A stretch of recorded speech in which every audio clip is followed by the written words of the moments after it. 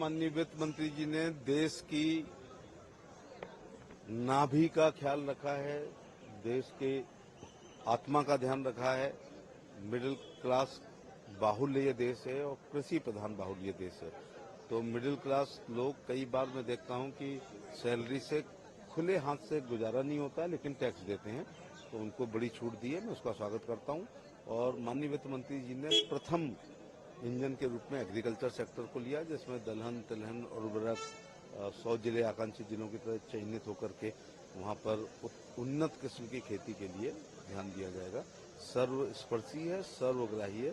खासतौर से प्रधानमंत्री जी ने और वित्त मंत्री जी ने जो भारत की आत्मा है वो मध्यम वर्ग के लिए बहुत ख्याल रखा है। आज उनके घरों में घी के दीपक जलेंगे और वो जो पैसा उनका बचेगा वो अपने बच्चों की शिक्षा, चिकित्सा, विकास और घर के स्टैंडर्ड ऑफ लिविंग को बढ़ाने में काम आएगा। सर, विपक्ष कुंभ को लेकर के हंगामा कर रहा था। देखिए, आज का दिन तो बजट डे है। आपको पता है, आप इतने सीनियर पत्रकार हैं कि 1 फरवरी को बजट डे होता है।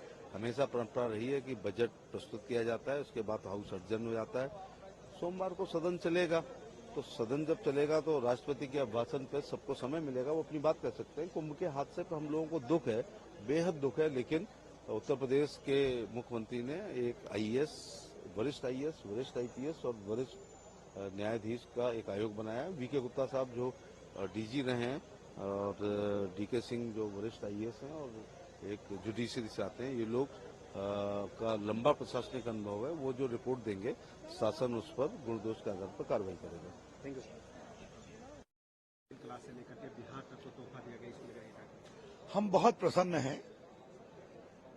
पहले देश के विकास का बजट है, देश में पूंजी निवेश हो, रोजगार के अवसर मिले, उद्यमशीलता बढ़े, छोटे उद्योग आगे बढ़े, किसानों की चिंता की गई है।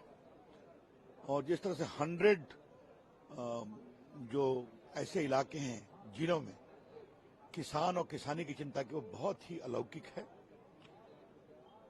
स्वाभाविक है, मैं बिहार का हूं, तो बिहार के लिए जो आईआईटी में फैसिलिटी मिल रही है, जो मखाना बोर्ड, ये हम लोग की बहुत दिन से मांग थी, कृषि के लिए, मिथिलांचल के नहरों के लिए, तो प्रधानमंत्री जी का हृदय से धन्यवाद, उन्होंने बिहार की चिंता की है। वित्त मंत्री का धन्यवाद। और इनकम टैक्स 12 लाख जीरो, इसे कहते हैं ड्रीम बजट। ये हिम्मत मोदी जी ही कर सकते हैं कि मिडिल क्लास की भी चिंता, गरीबों की भी चिंता, किसानों की भी चिंता। बहुत अभिनंदन। विपक्ष कह रहा है कि ये चुनावी राज का बजट है। तो विपक्ष क्या करेगा? आज तक 10 साल में विपक्ष को मोदी जी के बारे में एक भी अच्छे शब्द मिले क्या? और छोड़िए, उनकी जो कांग्रेस पार्टी के बड़ी नेता हैं, उन्होंने राष्ट्रपति के बारे में किन शब्दों का प्रयोग किया? ये तो उनका स्तर है, क्या बताया जाए। बहुत सुंदर बजट है, अभिनंदन।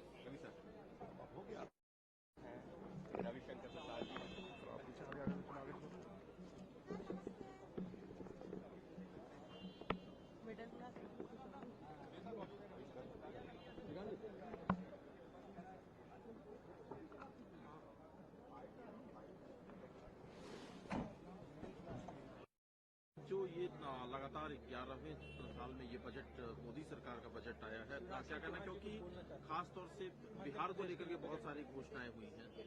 देखिए, ये जिस तरीके से सिटीजन ओरिएंटेड बजट है, मतलब नागरिक के हितों को दृष्टि रखते हुए बना है।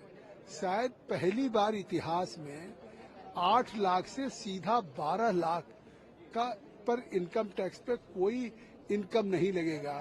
तो मुझे लगता है कि इससे ज्यादा मतलब फायदा देश के आम आदमी को, जिसकी 1 लाख रुपए महीने की इनकम है, अब उसको कोई इनकम टैक्स पे नहीं देना पड़ेगा। आम आदमी को क्या था कि उसको मेडिकल के लिए, आज कैंसर की दवाओं को मुफ्त करने का काम किया, मेडिकल इक्विपमेंट पे सस्ता करने का काम किया।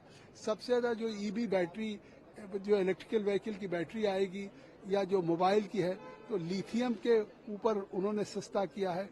जो 12 क्रिटिकल मिनरल्स हैं, 12 क्रिटिकल मिनरल्स को उन्होंने सस्ता करने की बात कही है।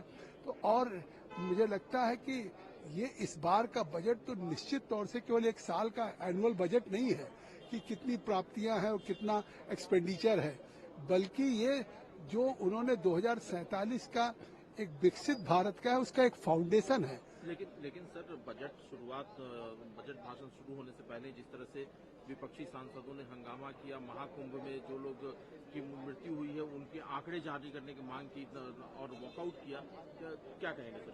देखिए, मतलब बजट देश का होता है, देश के 140 करोड़ की जनता से जुड़ा हुआ बजट है। आखिर क्या, जब स्पीकर साहब ने कहा कि आपको महामहिम राष्ट्रपति के अभिभाषण पे इन सारी चीजों का अवसर मिलेगा, तो इसके बावजूद भी जिस तरीके से पूरे देश की निगाहें लगी थी बजट पे और बजट की चर्चा प्रारंभ किया था, पूरे देश के लोग कि क्या देश के लिए बजट है इस बार, देश के लिए किस तरीके से सरकार ने क्या नए कदम उठाए हैं, उसमें जिस तरह से विपक्ष ने आज डिस्टर्ब करने का प्रयास किया या व्यवधान किया, तो ये तो रोज आए दिन पार्लियामेंट्री डेमोक्रेसी पे जिस तरह से अनपार्लियामेंट्री ढंग से ये व्यवहार हो रहा है, इसको देश की जनता देख रही है। पर मखाना बोर्ड और तमाम और ऐलान किया, उस पर आपको थोड़ा गूगल करिए, मखाना बोर्ड था या नहीं था, गूगल करिएगा, स्पष्ट हो जाएगा। एक पुराना मुहावरा था, पुरानी शराब नई बोतल। ये शराब भी पुरानी, बोतल भी पुरानी और बेहद ही चिमचिमा टाइप रैपर नया लगाया गया है।